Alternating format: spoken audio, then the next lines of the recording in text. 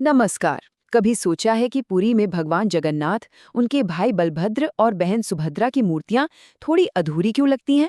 आज हम इसी पवित्र और रहस्यमयी कहानी की गहराइयों में उतरेंगे। ये कहानी है भक्ति की, दिव्य सपनों की और एक ऐसे रहस्य की जो आज भी जीवित है। आप सबने भगवान जगन्नाथ, बलभद्र और सुभद्रा की इन अनोखी मूर्तियों को जरूर देखा होगा। बड़ी बड़ी आंखें, लेकिन हाथ और पैर अधूरे। तो सवाल ये उठता है कि ऐसा क्यों है? इसी सवाल का जवाब हमें एक बहुत ही प्राचीन कथा की ओर ले जाता है, जिसकी जड़ें कलिंग की पवित्र भूमि से जुड़ी हैं। तो हमारी कहानी की शुरुआत होती है एक बहुत ही धर्मपरायण राजा से, जिन्हें एक ऐसा दिव्य सपना आया जिसने इतिहास की धारा ही बदल दी। चलिए समय में थोड़ा पीछे चलते हैं। हम बात कर रहे हैं प्राचीन कलिंग की, जिसे आज हम ओडिशा के नाम से जानते हैं। ये एक बहुत ही समृद्ध और सांस्कृतिक रूप से उन्नत राज्य था, और यहाँ शासन करते थे राजा इंद्रद्युम्न। वो सिर्फ एक राजा नहीं थे, बल्कि भगवान विष्णु के प्रति उनकी भक्ति की कोई सीमा नहीं थी। मतलब वो एक महान भक्त थे। तो हुआ यूं कि एक रात राजा इंद्रद्युम्न के सपने में स्वयं भगवान विष्णु प्रकट हुए। उन्होंने राजा को एक बहुत ही गुप्त और पवित्र वस्तु के बारे में बताया और कहा कि इस महान काम को पूरा करने के लिए उन्होंने राजा को अपना माध्यम चुना है। सोचिए, ये एक ऐसा दिव्य आदेश था जिसने राजा के जीवन का मकसद ही बदल दिया। अब राजा के सामने एक बहुत बड़ी चुनौती थी, उस दिव्य वस्तु को ढूंढना। और यहीं से एक बहुत ही रोमांचक खोज की शुरुआत होती है। राजा ने इस काम के लिए अपने सबसे भरोसेमंद और चतुर दूत विद्यापति को चुना। मिशन सुनने में तो सीधा साधा लगता था, पर था बहुत मुश्किल। विद्यापति को पूर्व की ओर जाना था, घने जंगलों में रहने वाली एक गुप्त शबर जनजाति को ढूंढना था और उनके द्वारा पूजे जाने वाले रहस्यमयी देवता का पता लगाकर उसे वापस लाना था। अब सोचिए, यहाँ पर दो बिल्कुल अलग दुनियाएं टकराने वाली थी। एक तरफ था राजा इंद्रद्युम्न का व्यवस्थित कलिंग राज्य, जहाँ सब कुछ खुले तौर पर होता था, और दूसरी तरफ था शबर जनजाति का रहस्यमयी जंगल, जहाँ उनके मुखिया विश्वासु अपने परिवार के देवता की गुप्त रूप से पूजा करते थे। एक ऐसे देवता जिन्हें किसी बाहरी व्यक्ति ने कभी नहीं देखा था। खैर, विद्यापति ने किसी तरह विश्ववासु की बेटी ललिता से विवाह कर लिया और उनका भरोसा जीत लिया। लेकिन देवता के दर्शन करने की एक शर्त थी कि विद्यापति की आंखों पर पट्टी बांधी जाएगी। पर विद्यापति बहुत होशियार था। उसने रास्ते में सरसों के बीज गिराने का एक प्लान बनाया, ताकि वो बाद में उस गुप्त गुफा तक अकेले पहुंच सके। और फिर आखिरकार वो पल आया जब विद्यापति के सामने से पर्दा उठा और एक ऐसा दिव्य रहस्य सामने आया जिसके परिणाम बहुत गहरे होने वाले थे। जैसे ही विद्यापति ने उस पवित्र वस्तु को देखा, उसे उसकी अलौकिक शक्ति का एहसास हो गया। वो समझ गया कि यही वो चीज़ है जिसके लिए राजा ने उसे भेजा था। कुछ दिनों बाद उसने एक बहाना बनाया और अकेले ही उस गुफा तक पहुंच गया, जहां अब सरसों के छोटे छोटे पौधे उगाए थे। उसने वो पवित्र वस्तु उठाई और वापस कलिंग के लिए निकल पड़ा। लेकिन देखिए, इस कहानी का एक और पहलू भी है जो बहुत ही भावुक है।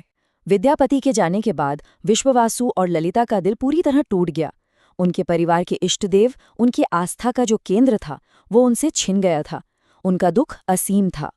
तो पवित्र वस्तु तो कलिंग पहुंच गई थी, लेकिन अब उसे स्थापित कैसे किया जाए? यहाँ एक और दिव्य चमत्कार की जरूरत थी। राजा को फिर एक सपना आया कि समुद्र के किनारे एक दिव्य लकड़ी का लट्ठा मिलेगा।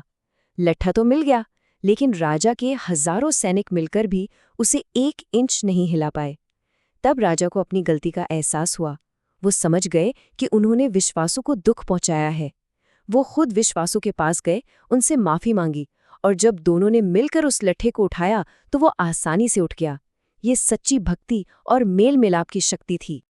अब उस दिव्य लकड़ी पर कलिंग का कोई भी कारीगर काम नहीं कर पा रहा था। तभी दरबार में एक रहस्यमयी बूढ़ा बढ़ई आया। किसी को नहीं पता था कि वो कौन है, कहाँ से आया है। उसने कहा कि वो मूर्तियां बनाएगा, लेकिन उसकी एक बहुत ही सख्त शर्त थी। जब तक काम पूरा न हो जाए, उस कमरे का दरवाज़ा कोई नहीं खोलेगा। राजा शर्त मान गए और उस बढ़ई ने एक बंद कमरे में अपना काम शुरू कर दिया। यहीं से कहानी में सबसे नाटकीय मोड़ आता है। 15 दिनों तक जी हाँ, पूरे 15 दिनों तक उस बंद कमरे के अंदर से औजारों की आवाजें आती रहीं। रानी गुंडीचा हर रोज दरवाजे पर कान लगाकर सुनती थी। सब कुछ बिल्कुल ठीक चल रहा था। और फिर अचानक वो आवाजें आनी बंद हो गईं। पूरी तरह खामोशी छा गई। एक दिन बीता, फिर दूसरा। रानी की चिंता बढ़ने लगी। उन्हें लगा कहीं उस बूढ़े बड़े को कुछ हो तो नहीं गया। अपनी चिंता और अधीरता में रानी ने राजा को दरवाजा खोलने पर मजबूर कर दिया। जैसे ही दरवाजा खुला, अंदर कोई नहीं था, सिर्फ 3 अधूरी मूर्तियां रखी थीं।